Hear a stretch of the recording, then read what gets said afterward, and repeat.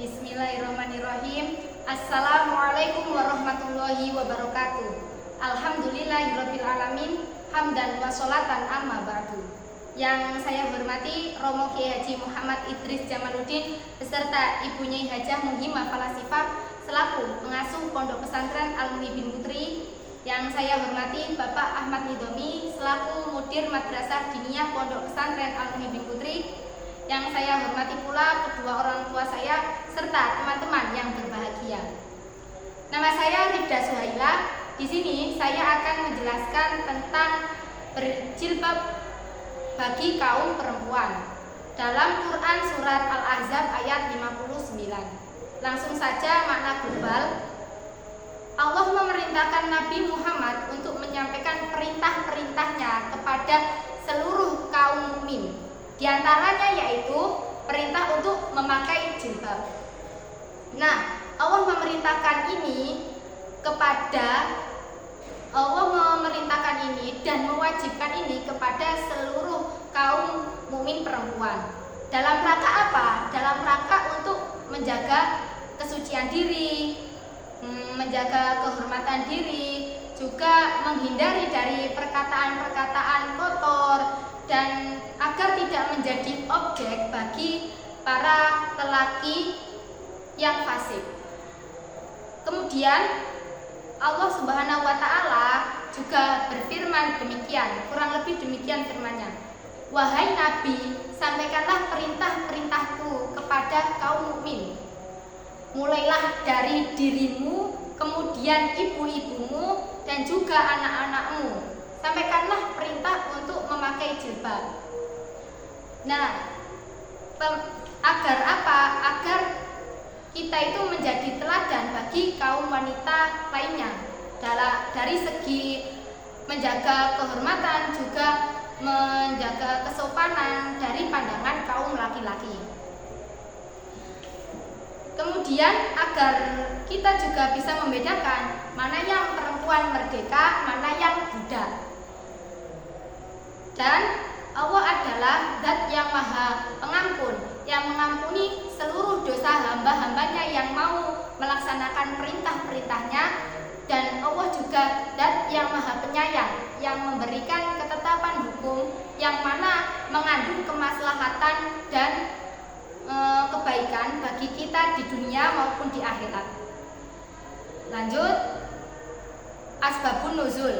Para mufasir mengatakan bahwasanya konon itu ada seorang perempuan merdeka dan budak, itu biasanya mereka keluar malam untuk menunaikan hajat. Kemudian mereka menunaikan hajat itu di perkebunan, di sela-sela pohon kurma, tanpa ada pembeda antara mana yang perempuan merdeka, mana yang budak. Kemudian sementara itu banyak lelaki fasik yang mengganggu perempuan. Saat malam hari. Itu kebiasaannya lelaki fasik ya di Madinah dulu. Kalau mereka ditegur, mereka bilang gini, itu loh budak, padahal itu wanita merdeka. Gara-gara tidak ada pakaian yang membedakan, akhirnya wanita merdeka itu dianggap itu budak gitu. Akhirnya para wanita merdeka itu disuruh untuk membedakan, disuruh untuk memakai jilbab. Agar apa? Agar ia disegani, agar ia dihormati, dan tidak diperbuat sebagai demikian.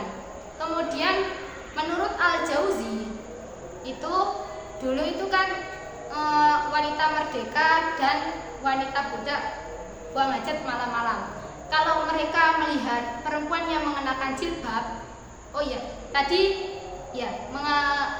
mengenakan jilbab, maka tidak diganggu, dan mereka mengatakan ini wanita merdeka.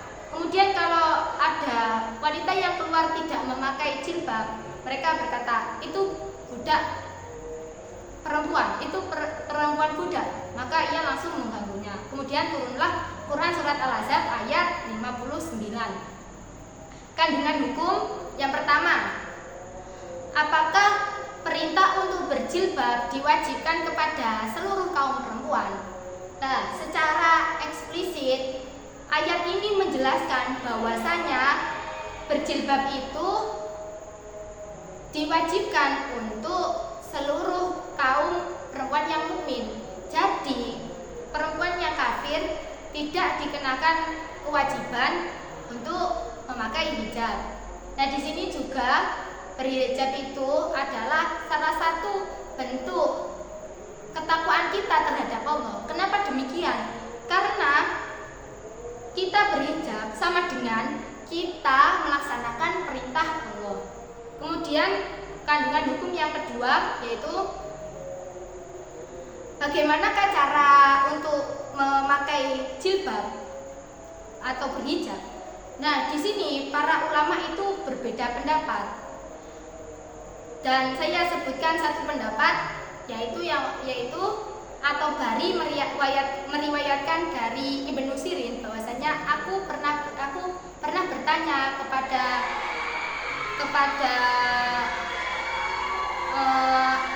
Abid As-Salmani bahwasanya bagaimana cara memakai jilbab sesuai dengan ayat ini. Kemudian ia mengulurkan jilbabnya dan menutupi seluruh tubuh dan disisakan kedua matanya saja. Kemudian kandungan hukum yang ketiga, apakah wajib menutup wajah, menutup seluruh wajah.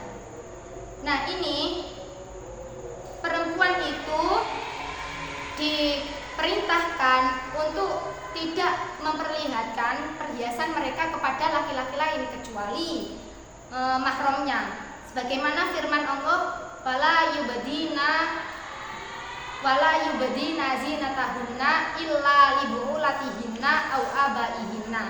Jadi mereka disuruh untuk tidak memperlihatkan perhiasannya kecuali kepada suaminya dan ayahnya. Kemudian wajah itu kan adalah inti dari kecantikan dan merupakan faktor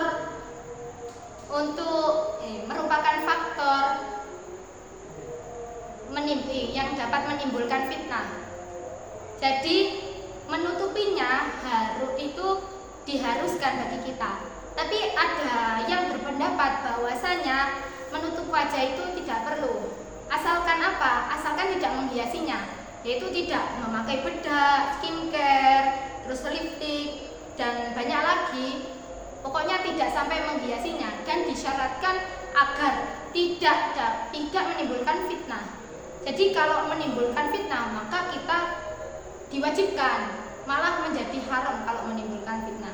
Yang terakhir, kandungan hukum yang terakhir yaitu apa syarat-syarat berhijab dan berjilbab dalam syariat Islam. Yang pertama, syaratnya harus menutupi seluruh tubuh. Ini sesuai dengan Quran surat Al-Ahzab tadi, ayat 59. Yang kedua tidak boleh tipis, harus tebal.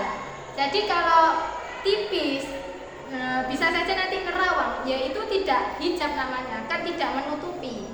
Kemudian yang ketiga, tidak semata-mata untuk perhiasan. Jadi tidak boleh untuk perhiasan. Yang keempat perhiasan. Yang keempat yaitu tidak boleh itu sampai harus longgar, tidak boleh sampai membentuk lekukan tubuh. Tidak boleh terlalu ketat yang sampai membentuk lekukan tubuh. Kemudian yang terakhir, yang kelima